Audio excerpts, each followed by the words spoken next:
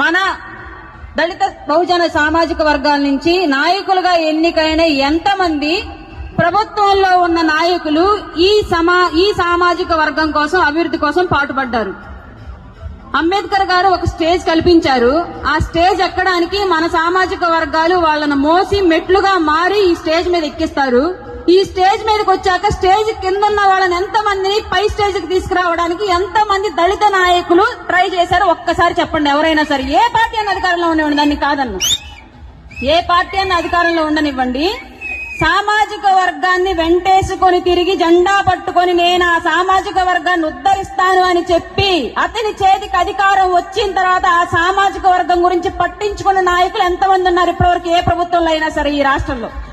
ఇప్పటి వరకు మాట్లాడారు ఫలానా వ్యక్తి బాగా చేశారు అని చెప్పేసి. రాజకీయం అన్నాను కాబట్టి పేరు ప్రస్తావించను, చెప్పిన మాటమే కట్టుబడి ఉంటాను.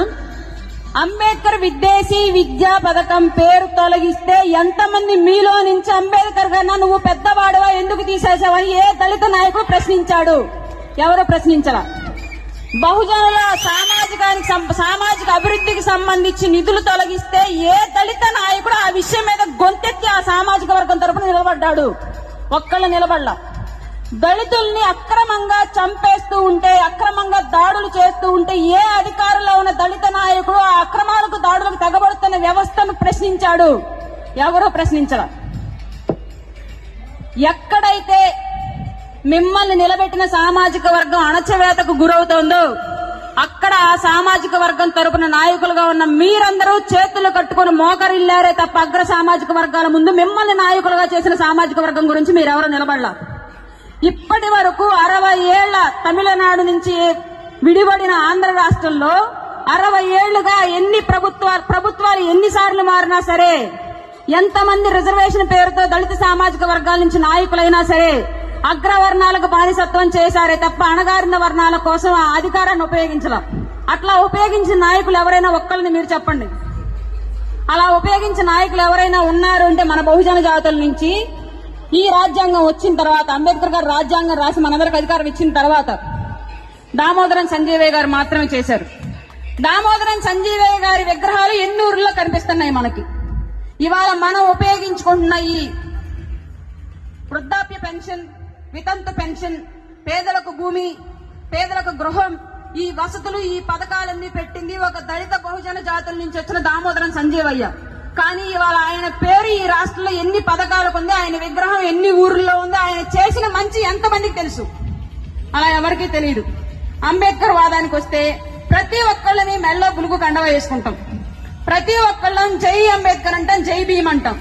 మీ మెళ్ళో ఉన్న కండవకున్న విలువ మీ మనసుల్లో ఎంతవరకు ఉంది? ఓటు అమ్ముకోవద్దు, ఓటు మనం ఎదగడానికి ఎన్నిసార్లు చెప్పినా మీలో ఎంతమంది వాళ్ళ కండ వేసుకుని డాన్స్ వేసిన ప్రతి వాళ్ళు ఎంతమంది రేపు ఎలక్షన్ కి ఓటు అమ్ముకోకుండా ఓటేస్తారు? ఇప్పటి వరకు ఓటు అమ్ముకోకుండా ఎన్నిసార్లు వేశారు?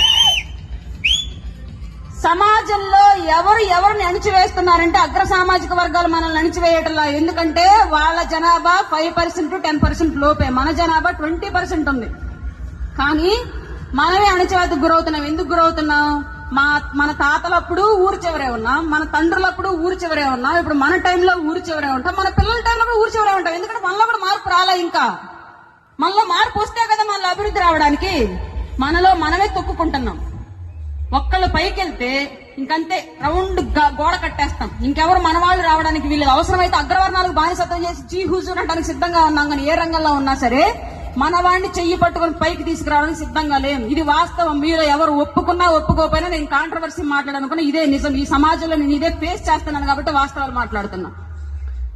ఈ విధానాన్ని మార్చుకొని దయచేసి మన సామాజిక వర్గాలు ఎదగడానికి మన వాళ్ళంతా కృషి చెయ్యాలని, నిజంగా మనకు అంబేద్కర్ ఇచ్చిన ఈ వాదాన్ని, ఎస్సీ ఎస్టీ చట్టాన్ని, ఎస్సీ రిజర్వేషన్ ని అన్ని రకాలుగాను మన సంఘాల అభివృద్ధి కోసం ఉపయోగించాలని, అలాగే అన్ని సామాజిక వర్గాల్ని సమానంగా చూడగలిగే నాయకత్వాన్ని ఎప్పటికైనా ఎన్నుకోవాలని నేను మీ అందరినీ రిక్వెస్ట్ చేస్తా ఉన్నా. ఇది మనకి మళ్ళీ రిజర్వేషన్ అనేది రాజ్యాంగంలో మనకి కొన్ని సంవత్సరాలు ఒక లిమిటెడ్ పీరియడ్ అని చెప్పేసి అప్పట్లో పెట్టారు.